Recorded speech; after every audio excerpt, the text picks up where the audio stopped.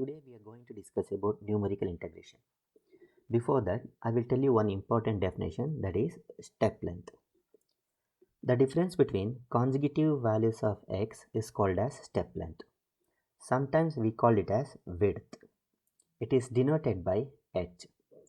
The mathematical expression for a step length is, we told, the difference between the consecutive values of x, that is nothing but xn minus xn minus 1, is called as step length. Now consider a definite integral, integral a to b y dx. Here y is some function of x. We need to divide the interval ab.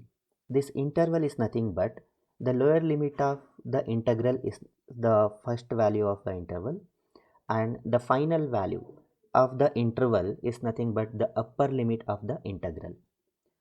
Divide this ab into n equal parts of width h. We don't know what is h in the beginning. To find out that, here is a formula. The formula to find out the step length is upper limit minus lower limit divided by the number of subinterval. Using this, first we'll find the step length, and then using step length we'll find the consecutive values of x. To find out the consecutive values of x, remember one thing, always your initial value of x is our lower limit. So the initial value of x is always our lower limit. Okay.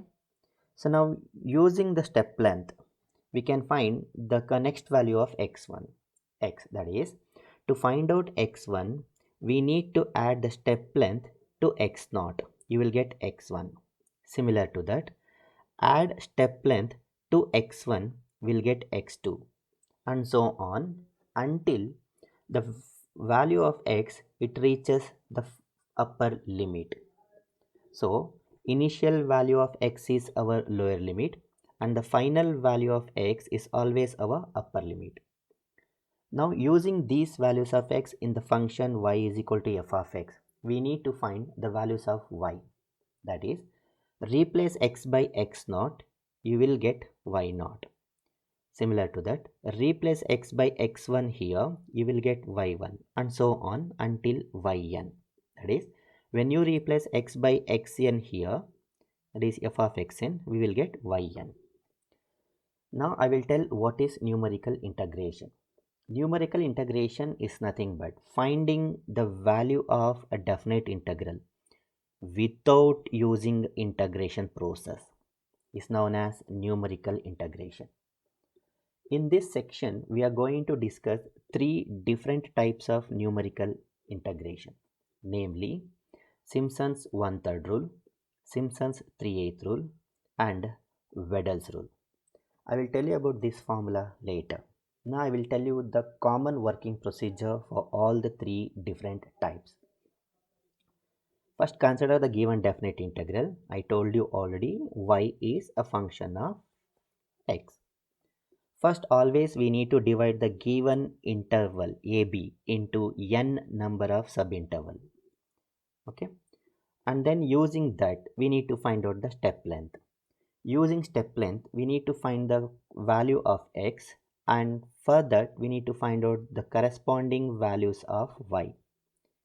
That we are going to prepare a table in the form of, I told you already, x is always a lower limit, x0, the first value of x is always a lower limit, and then x1 is nothing but x0 plus h, x2 is nothing but x1 plus h, and so on until xn, that is, this will reach the upper limit. For each values of x, using the function f of x, we need to find out y0, y1, y2, etc., yn, and substitute these values of y in a suitable formula to get the required value of a given definite integral. So this is the common working procedure for all the three different types of numerical integration. To apply the numerical integration, we need to keep some important concepts in our mind.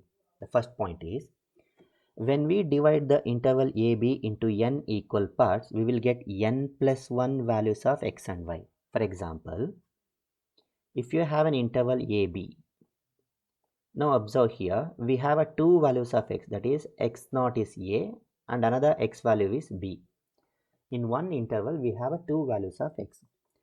If I divide this into two subintervals, means I will consider one point between a and b. So now I am dividing the interval a to b as a two subinterval. One is a to c, another one is c to b. Now observe, we have a three values of x, namely x naught is a, x1 is c, and x2 is b. So if we divide one interval into two subinterval, you will get three values of x. We'll give one more example. We have a interval AB.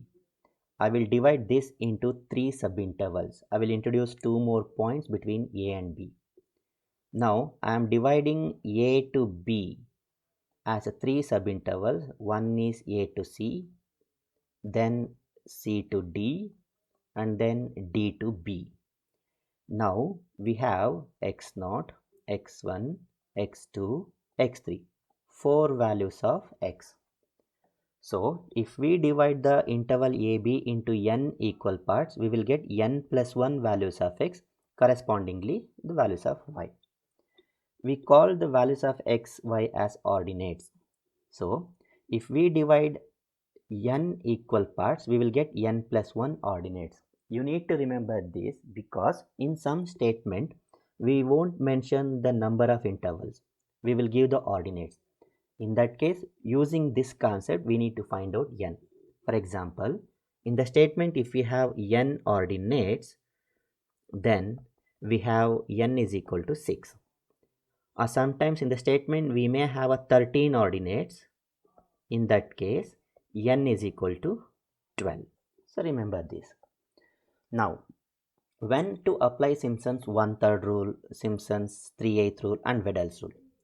For that, to apply Simpson's 1/3 rule, our n must be a multiple of 2. To apply Simpson's 3/8 rule, n must be a multiple of 3. Similar to that, to apply Wedel's rule, n must be a multiple of 6. These 3 points are very, very important. Now we'll come into the formula. First formula is Simpson's 1/3 rule. The formula is h by 3. H is nothing but step length into, observe the first term here. The first term involves two terms. One is initial value of y, another one is final value of y, plus 4 into y1 plus y3 plus y5, like this. Observe the suffixes, odd suffixes, plus 2 into y2, y4 plus y6 plus etc. Observe even suffixes. So this you need to remember for Simpson's 1/3 rule. Similar to this, for Simpson's 3/8 rule, the formula is 3h by 8 into y0 plus yn. There is no difference in the first term of Simpson's 1/3 and 3/8 rule. Plus, I will explain the last term now. 2 into y3, y6, y9, y12. Observe the suffixes, the multiples of 3. You need to collect 2 into the multiple of 3 plus 3 into y1, y2, y4, y5, means the terms which are not a multiples of 3. Now the Wedel's rule. Here the formula is very simple. 3h by 10 into y0 plus 5y1 plus y2 plus 6y3 plus y4 plus 5y5, y6. There's no combinations or anything. You need to remember this formula. So first concentrate on these things. In the next video, we'll explain how to solve the problems by using